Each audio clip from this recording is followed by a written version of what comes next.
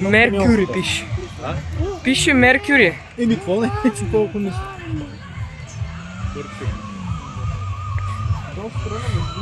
Така, за момента има само изчакване.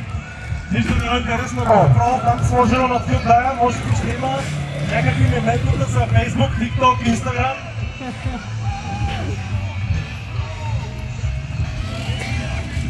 Това GoPro, ако оцелееш, е най-стабилното от всичките. Така, добра маневра, нека да видим. Има някакво гонене. Леко удар, нищо специално. Тестват водата все още. На това му се вика каране в синхрон.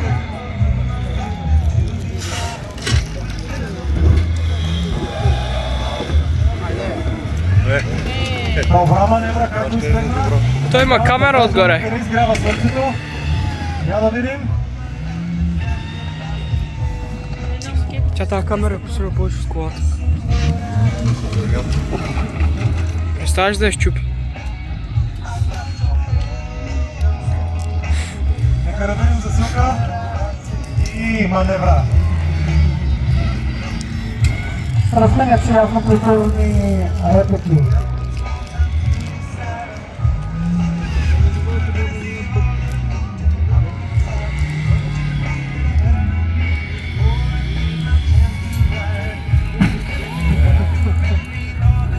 Така, стилен удар, но двамата са наред. Нека видим. Това беше малко по-забележително, но щетите не са все още чак толкова големи, поне на екстериора, въпреки че не знам какво се случва вътре. Видяхте с масата. Беше доста здрав отвън, но не можа да тръгне на втори рунд.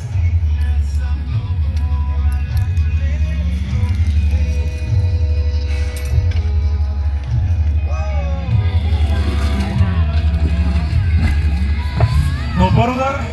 Пуска мигач, вижте колко културен шофьор. Пуска мигач, всичко е наред. Той просто не може да го спре, не разбрах. Друго било. Така, бързо му избяга, по-маневрене. Искам да отида ли зад блока да ритаме. За блога да ритаме. Тя топка в това.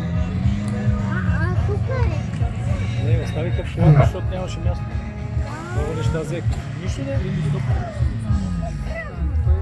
Тръгваме ли? Така, за момента има доста стратегическо надцакване, кой кого ще удари. Явно и двамата знаят, че са на прага на способностите си и всеки един удар може да бъде фатален за противника. Дали това ще бъде този удар? Не, как майсторски му избяга в капана, но направи пивот. Успя да избегне удара.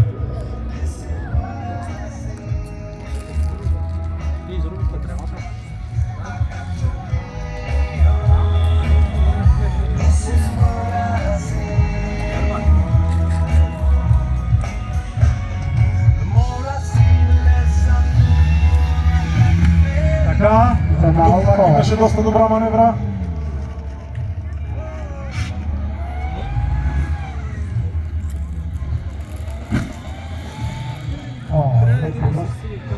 Да видим.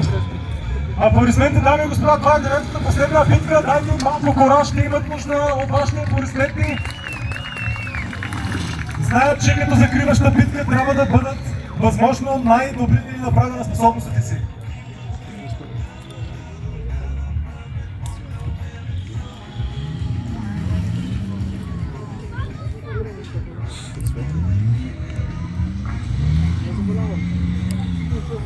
Има изчакване.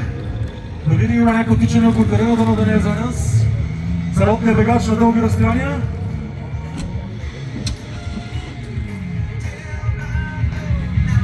Ето една броня вече висна. И беше откъсната с помощта на конкурента.